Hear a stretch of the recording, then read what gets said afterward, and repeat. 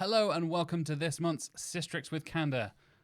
Hello Mark, I am Jack. We are hosting on SISTRIX's YouTube channel. We are the Search with Candour team, and we're here to talk about INP replacing FID in CWV. We're talking programmatic SEO, and we're also going to be talking all about Trend Watch. We should probably start off with some Trend Watch, right? Because let's do it. We're here on the SISTRIX YouTube channel. We love SISTRIX. Thank you for having us, SISTRIX. And we're going to talk all about some Trend Watches I've been saving for you, Mark, because so often with Trend Watch, we do have TikTok trends and trendy things that I know nothing about.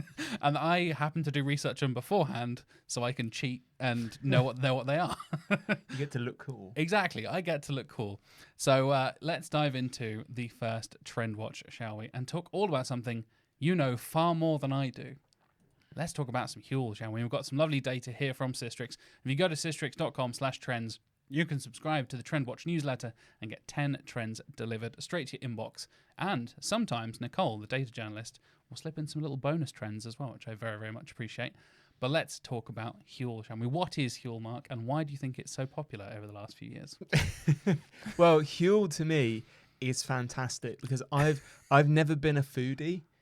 Yeah. So I'm definitely in the camp of if I could just take like a pill every day and didn't have to eat, but had to forego taste and all that for that, I would be there with my lifetime subscription.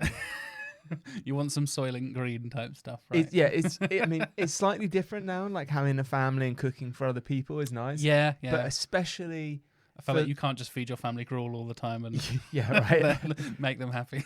But especially for if you're living on your own, like the amount of time buying, cooking, preparing a meal versus the 8.5 minutes of scoffing it, and then the washing up, to me was just not optimal. So Huel is they do all kind of products now, but the one that I use is this basically powder that you put water in. I think it tastes lovely, and it's meant to be nutritionally complete. Is how they advertise it. Basically meaning it's not like a weight loss thing or anything like that. It's a meal replacement thing, and they say it's kind of got pretty much everything in. I haven't looked into that. So I do eat other things, but it's mainly I have it for breakfast, sometimes for lunch. But that's Huel for me. I think it's a big part of everybody's so busy these days, right? And you can I know you do it, and I know a couple of people here at Candour do it, and I know plenty of busy people in the tech world and the SEO world do it as well. You're just able to just make a meal in literally 30 seconds, get some things in there, shake it up, and you have essentially what looks like a protein shake kind of thing. I know there are high protein versions of it. There's the Huel Black, which is the version of it. And you mentioned there's also these new kind of things where they have, I think there's a stir fry. There's a noodle thing. So it's like Huel's version of a pot noodle, but obviously 15 times healthier than a pot noodle. Yeah. That's still a bridge too far to me. I'm kind of it either just needs to be a powder or I need a meal. I don't need a weird thing in the middle. You want the gruel, not the meal. Yeah, well, yeah, it's kind of like those things where people are would you like a chocolate pizza with marshmallows on it? No, I wouldn't. I like chocolate, I like pizza, and I like marshmallows, but don't make them all come together. So, powder or nothing. Viewers, listeners, let us know. Would you want a chocolate pizza marshmallow combination? I'm sure someone has had one. I think I've had one many years ago. I had a fruit pizza once in Spain. It was very strange. Very strange. An interesting data point I wanted to point out for this one specifically is talking about the power of social and influence as well. I think Nicole brings out a really nice little data point from SISTRIX Social. So you can use SISTRIX to look at social data and get an idea of influencers in your industry as well. She mentioned specifically Stephen Bartlett, who, I don't know if you know, Mark, is the host of the Diary of a CEO podcast, which is the biggest podcast in the UK. And I think he was one of the early investors in Huel. And he has a pretty big reach, so I think that's probably had a pretty big impact on its kind of steady. And then, this is kind of an interesting graph, right? There's some interesting spikes there. It's not particularly smooth. There are some ups and downs. There is a hump in 2020 there. I wonder why. I believe this is down to lockdown because there was, in the UK at least, when we were having lockdown, some worries about food supplies, food shortages. Yeah, of course. Yeah. And it came apparent that Huel is the perfect apocalypse food. I'm sure that's not how they want to market it, but essentially, if you've got water, you've got a cheap access to food. Yeah, as long as you can make clean water, I guess, then you can make a new lunch or a new breakfast for you, right? Exactly. Well, let's talk about something else you also know about, because we've been talking a lot about cybersecurity here at Candour. We're always trying to keep up to date with the latest best practices and all that kind of stuff. And something I know we talked about a lot 2 years ago on my onboarding here at Candour is password management, and how important that is, and how people are now finally kind of getting on board with a lot of password manager stuff. And compared to the Huel graph, I think this is kind of more kind of what you'd expect from a smooth overall long-term growth, right? There aren't those humps as you worded them with the Huel graph. This is a much more steady growth for searches for password manager in the UK. And hopefully this means more people are just conscious of cybersecurity and being more careful with their stuff, and not just like writing it down on a post-it note on your desk and stuff like that, right? You can only hope. I mean, these kind of trend lines are always interesting to me because they tell you different things. This, to me, shows a change in like public consciousness about a topic. Yeah. And that's going to be a combination of loads of different things. We've had big breaches in the media quite a few times. Yeah, definitely. So, big sites like LinkedIn getting breached. I know cybersecurity professionals have been professing this for years, but the two kind of things, all come together of one of the most likely ways you're going to kind of get compromised is if you reuse passwords. So you mustn't reuse passwords, but then how do you memorize passwords or record them for 10, 20, 50, 100 different websites? And that's the thing, right? As the amount of counts are growing now, like, take anybody who is just a normal person on social media. We now have, with the whole thing going on with X and whatever Twitter is at the moment, then you now have Threads, which is also your Instagram account, which is also your Facebook account, kind of, but you kind of need to log into all of them separately, and then various different mail things, and maybe you have like a work email and a home email, and then like a spam email to send all your subscriptions to. Everyone has dozens and dozens and dozens of accounts that require passwords and stuff these days. And I know, like, I've experienced it with my parents, of like, they are very not online people. I think I've mentioned them on the show before. Bless my parents. They're in their 60s. They're retired. They don't need the internet in their lives particularly. And my mum got a smartphone for the first time for her birthday this year, and is very excited to use WhatsApp, and has sent me all of about 4 WhatsApps, I think. Okay. And I regularly get like, what's the Netflix password? What's my email password? What's this? What's that? So not only do I have to remember my own password sometimes, I also have to remember my parents' passwords. And password managers solve all this problem. They auto-generate and save everything, and you essentially need that one kind of like power user kind of thing, right? That one security key that logs you in, and then you have access to like. So do they use password managers? I don't think they do currently. I should probably set them up on a password manager. Yeah. I couldn't get my parents on board. Well, my dad specifically. I showed him, and he agreed it was great and super helpful, and then he found out it cost more than nothing. And then was no longer interested in it. Yeah, that might be a sell to my dad as well, potentially.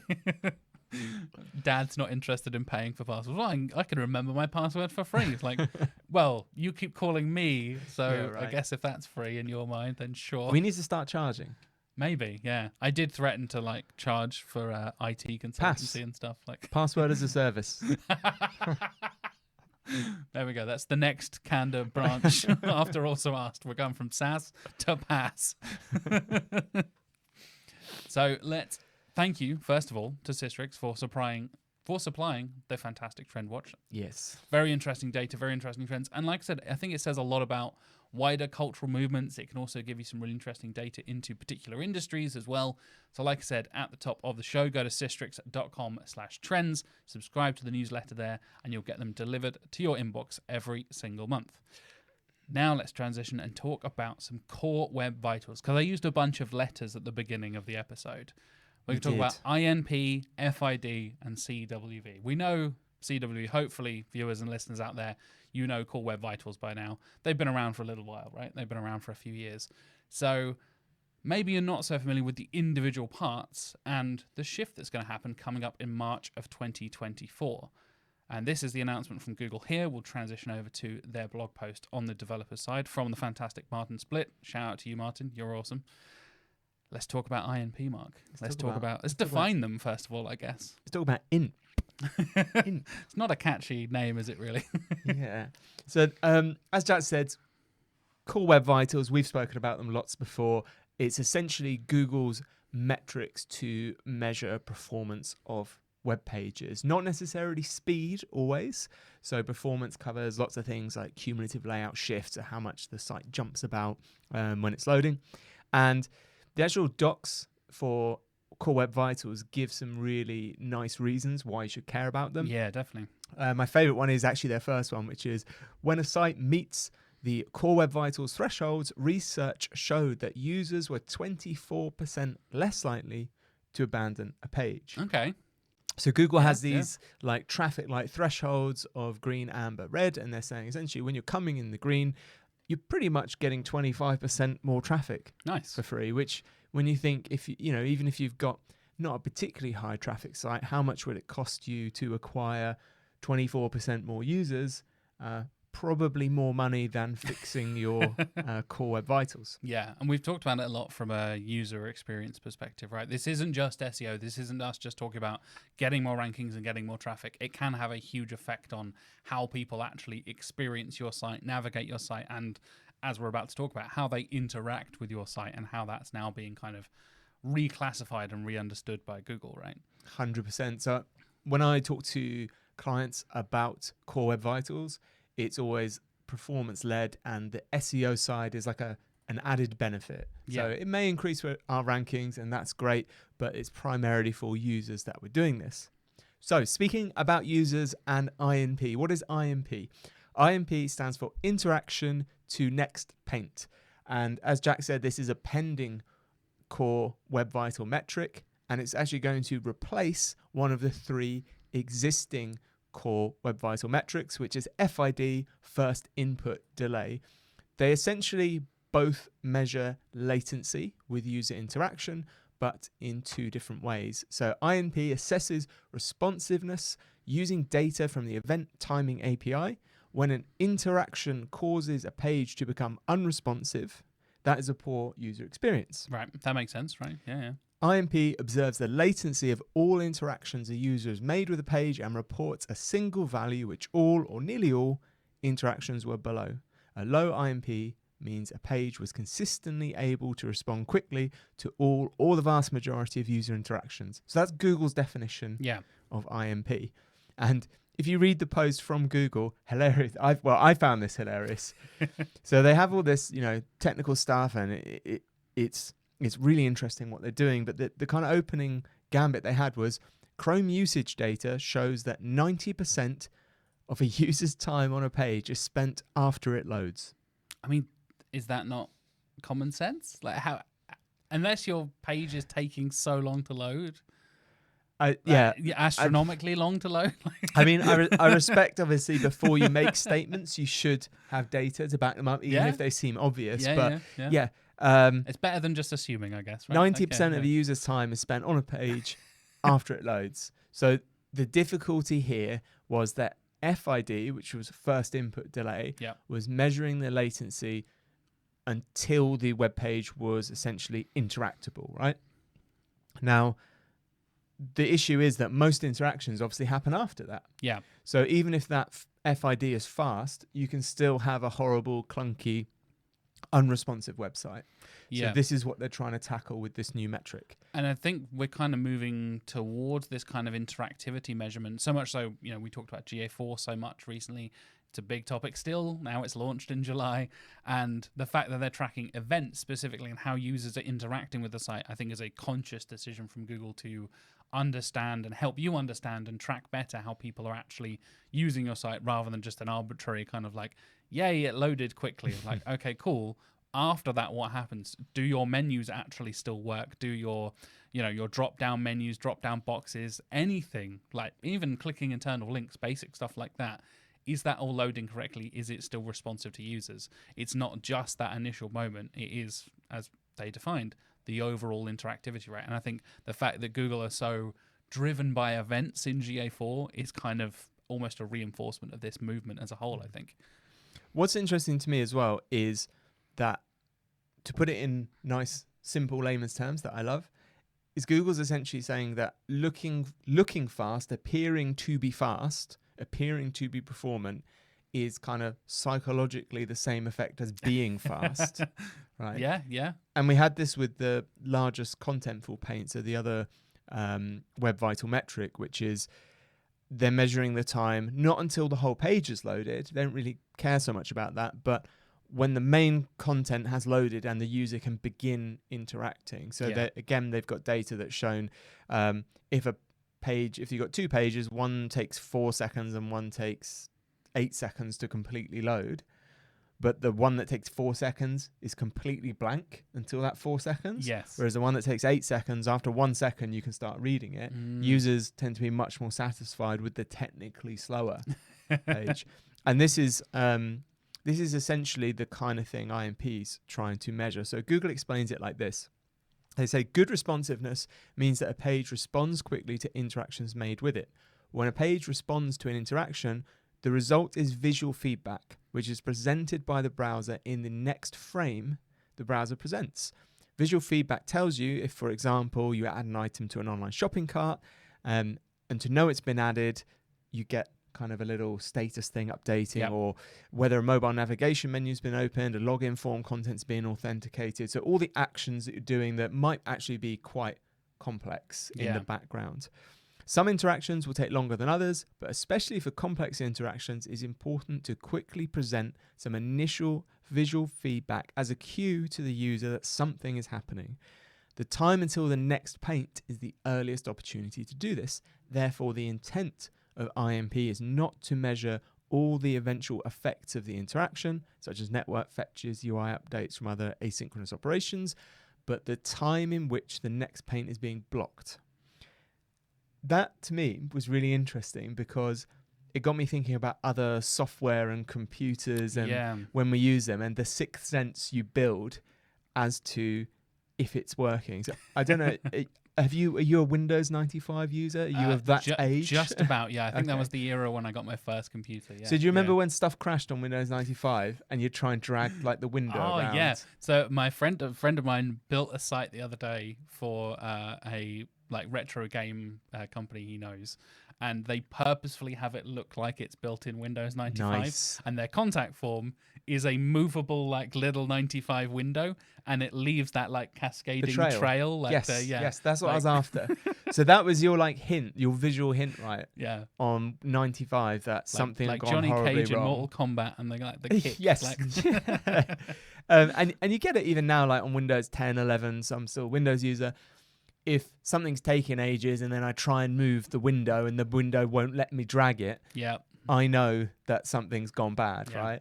And it's kind of the same with web pages. You use web pages and you get that feeling when you've done something, you get no visual feedback, and sort of a few seconds have passed and you're like, is it broken? Yeah. And there's a whole I was going to say culture. Culture is a strong word. There's a whole phrase and terminology around rage clicking, right? Yes. And I love this whole thing of people getting frustrated with sites and just trying to, you open a thing and maybe it opens and then closes again. And you're like, what? No, open again. And you click, trying to click it. And there's a brilliant things like Hotjar and they measure rage clicks. They can track rage clicks, which I find hilarious. Has a user clicked a bunch of times, 15 times in a second, frantically mashing their mouse, that's probably not a good user experience. I don't mean to lean too hard into my dad on this episode, but literally when something doesn't do what he wants, he just clicks more and harder. I was going to say, is it individual bang? Yeah, bang, it's individual clicks. It doesn't measure how hard you're pressing the mouse button. Is your dad a piano player or something? There's that kind of responsiveness. I think it would be percussion if it was an instrument for him. But arguably, piano is a percussive instrument. That's true. Yeah, that's very true actually. Unless your dad's busting out a harpsichord. I just kind of mean stuff you hit. Yeah. Mark's dad, certified drummer and star of SISTRIX with K. So let's talk about the timeline for this as well, because we've actually got a little rage click example here as well.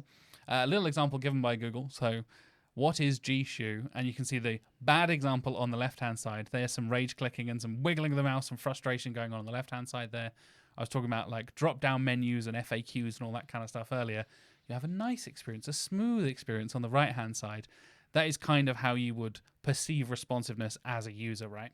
And coming back around to the timeline that Google have provided us here, we're talking about March 2024. But people already talk about this. People are already gathering data on this and having a look and trying to understand it.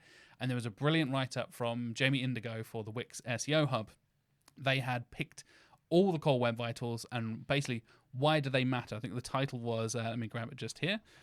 Bear with me as I load up. Real user metrics versus lab data. So talking about how to actually measure real user data and where you can get that from, and is Lighthouse the same as like the Chrome user experience report and all this kind of stuff, and what this all means. I'll put a link for that in the show notes, podcast listeners. That'll be in the description for you if you're watching on YouTube. And to the credit of Jamie, they have already dived into looking at INP, how that is different to FID, how it is measured with those tools, and what it means to you. And like we said, you can get ahead of the game here. Before March 2024, Google is kind of queuing us up and giving us enough notice, which nice of them. Sometimes they don't do. Sometimes they don't. It's nice to give us some notice. So now is the time to have a look at this, have a think about this, start, chatting to developers and getting the ball rolling, at least getting the discussion started, I think, for considering INP to be a key part of Core Web Vitals. If that is a key part of your strategy and that has been a part of, the things you're reporting to your clients or whatever it is, have a think about how you can interact with that and make it a part of your strategy going forward. So as part of Search Console already, so if you have Search Console for your sites, if you go to the Web Vitals section, you'll see right at the bottom, there is already a section that will show you if you have any INP issues so you can get them resolved before it's integrated into the core metrics in March. Nice. Let's talk about a less nice topic, shall we? A controversial topic in SEO, but something I think has been around for a while, but is heating up once again. Let's talk about some programmatic SEO. And I guess we'll need to define what that is, but this was all kind of kickstarted by former guest on Search with Candour, friend of the show, Lily Ray, has appeared many times on SISTRIX's YouTube channel as well. Lily is fantastic for everything, pretty much double EAT and SEO in general. Let's have a look at the tweet from Lily Ray here. Just dug into dozens of sites seeing significant ranking volatility, because we've been talking about the update that's been happening recently, potential update, lots of volatility going on. And many of them appear to be using a programmatic SEO. Programmatic SEO in quotes. They're scraping and repurposing data from other sites to create huge numbers of hyper-specific landing pages about songs, maps, schools, pets, etc. The example Lily gives here, I think is a fantastic little one, all about something you and I know about, Mark, video games and stuff. Nice. And it's like How Long to Beat. There is a How Long to Beat site that I frequent very regularly if I'm thinking about buying a new game or starting a new game. I don't have that much free time anymore. Now I'm a married man in my 30s, and I need to know, like, is this going to be 100-hour? Is this the next 6 months of my life, or can I finish this over a weekend? That matters to me, apparently, in 2023. And it seems to be this is not this site, for the record. How Long to Beat is awesome. This is somebody else scraping this data and basically just chucking and creating pages on all kinds of stuff around this kind of thing. And, funny enough, you have a very similar experience with your, as we called it on the show many months ago, the canary in the coal mine kind of site, right? Because you were scraping... it was game FAQ data and stuff like that. There was video game stuff. Yeah. So, I mean, I think the first thing to talk about is programmatic SEO does seem to be kind of in fashion again, but it is most definitely not new. To coin a phrase from Barry there, it's not new. So, I mean, I was doing programmatic SEO stuff and lots of other people were at least 15 years ago. Yeah. There were people who actually who made a living by just scraping data off the web and building databases which they would then sell to other people, which were then the basis of programmatic SEO sites, because to do programmatic SEO you need some kind of structured data format to start with to build out those pages. So like way back when, I mean, I did one on I had a gallery, so a celebrity gallery. Oh, okay. A website. And essentially what we'd do is we had a big list of celebrity names and then hyper-specific things. So name a celebrity for me. Brad Pitt. Brad Pitt. Okay, classic. Famous actor. So we'd take someone like Brad Pitt and it would be everything like Brad Pitt walking, Brad Pitt running, Brad Pitt riding a bike, Right. Okay. Brad Pitt jumping, and then everything from the top down, like Brad Pitt hair, Brad Pitt eyebrows, eyelashes, eyes, ears, nose, like everything, right? How many people are searching for Brad Pitt's eyelashes? Eyebrows and hair, I get. Like, people would look for like, oh yeah, I want Brad Pitt's hairstyle or whatever, but eyelashes? I was there on the 0 volume keywords from day naught. That's the real inspiration for Also Art. So essentially this site would go off, do a search, scrape an image, flip it, because that apparently used to get around Google's image filters, and build a page for that keyword, right? So you'd have millions and millions of pages around all these celebrities. It was, funnily enough, I'll express my naivety here, how I discovered that the internet had such an interest in feet. Yeah, that's a whole conversation we probably shouldn't be having on this podcast. It's a big thing, though. Like every celebrity, essentially, it was pretty much the top search term. Yeah, I've ever seen autocomplete, and you're just searching for an actor or a musician or whatever, and yeah, that will crop up every time. Yeah, way more than eyelashes. Funnily enough, way more. So anyway, that worked really well until it didn't. Like many programmatic SEO things. So. Yep. You know, this example that Lily Ray has shared with this volatility where this website has lost a lot of rankings doesn't surprise me, because I think what's happened there is, as with many programmatic SEO websites, Google is taking this probabilistic chance on, okay, what page has got the best answer to how long this Harry Potter 3 game is, right? And then, you know, when you have literally a page with the page title, how long is this Harry Potter 3 video game on the PlayStation or whatever, it's like, oh, that's probably quite a good bet. Yeah. But then, you know, I think further down the road, Google is looking at other things about how users are interacting on SERPs, if they're bouncing back to the SERP and checking something else out before they strike these sites off. So I posted about this on LinkedIn, and it generated a lot of quick discussion because I said a lot of people are talking about programmatic SEO. And some people are sort of saying, oh, well, it's going to be wiped out soon. I don't think anything's changed from Google's method of detecting this kind of stuff. Yeah. I think initially it will probably always do well because it looks like the shoe fits. But then on closer examination over a longer period, I think they've got a lot of data points where they can be like, actually, this isn't very good, which is exactly what happened with our test site. Exactly right. Yeah. And whether it's Google updates or like this focus on WAT we've been talking about so much. And as I said, Lily being one of the kind of most outspoken and most biggest advocates, awesome advocates for WAT and its importance and things like that. This follow-up tweet from Lily talking about how the people who are doing this programmatic SEO are trying to quote-unquote beat the SEO game and add things like expert reviewers and copying expert quotes from other sites and all this kind of like updating the dates as if it's like fresh content and all this kind of stuff. So it's weird, they're taking the principles a lot of the WAT stuff and just kind of being dodgy with it and making up reviews and stealing other people's quotes and all kinds of stuff. The principles are still there, but this is exactly what we've been talking about, right? Where you would hope that Google eventually catches up with this kind of stuff. And I think a lot of the arguments you saw back on LinkedIn and arguments we've seen over the last, as you said, like 20 years probably, is, well, it still ranks. Like, well, prove me wrong. Like, I can make this site rank full of rubbish. So it will rank until it doesn't. Yeah, exactly. So I think there's a division there. So a lot of the advice that I give is essentially aimed at brands / companies that have a long-term view, right? Yeah, which is that's always our kind of like strategy at the end of the day, right? Yeah, which is that we want to be here for the long haul, right? Now, those tactics, as I have said, will work. And there's endless new examples you can pick of them working. And it's very much selection bias when people say, well, but it ranks. It's like, yes, this one ranks until it doesn't. And here's the thousands of others that don't and have been completely And there tanked. will be 100 new ones that will rank for a while. But that's not a sensible, legitimate strategy for a business that wants to be around for 5, 10, 20, 50, 100 plus years. Yeah, right? Absolutely.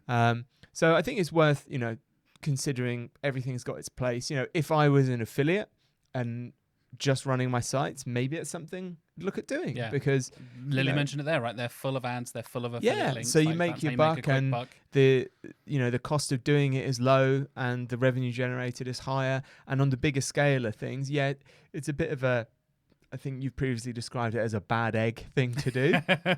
But some of these big companies that do dominate SERPs aren't exactly nice companies anyway. So on the scale of things, I don't think there's much of a moral argument there. But it's just you don't want to see people get carried away with it. And I will say, I think to top it off, there are ways to use programmatic SEO nowadays that are legitimate, but it's more around kind of building content briefs. So if you've got a product and you want to compare it to 20 competitors and then you list features, you could put that in a sheet. You could get people to fill out a database. You could use a little bit of AI stuff to do intros, outros, add some kind of handwritten stuff, in the middle, and you get still useful content that answers a question that didn't have an answer to it before, and has added something new, something valuable. If you're literally doing this, what Lily highlighted on scale, which is basically scraping, repurposing, you're not adding anything new, you're not validating it, so it could even be wrong. Like the test site we had, a bunch of the information on that was just flat out wrong. Objectively wrong, It was like lining up the wrong information from which games, or just like a bit of a recipe into a game site and all kinds of weird stuff. And I think kind of talking about the wider conversation and kind of a lot of the labels that are headed towards kind of programmatic SEO, here is a quote from John Mueller from Google. I love fire, but programmatic SEO is often a fancy banner for spam. And Robbie Rank replies, you can see down below there, often, but not always, eyes emoji. And John, being salty John, forever the optimist. Salty John. So, John, obviously I'm suspended from X, as it's now called. Yes, you can see the logo, to my chagrin, the logo on the top left there. I'm living for salty kind of John responses at the minute. I absolutely adore it, and I miss it. And he's absolutely right. If you grabbed 1 million programmatic SEO sites, I would gamble a large amount of money that over 75% of them are just spam. Yes, there are ways to do it, as we said, kind of legit. But most of the time it's just people trying to make a quick buck because there's a quick, easy, dirty way to do it. Quick, easy, dirty SEO, but it won't pay off in the long run. Limited. Right. That's our new spin-off company. Well, that about wraps us up for this episode of SISTRIX with Candour. Thank you so much for joining us on YouTube. If you're listening to this on the podcast, go and check out SISTRIX's YouTube channel.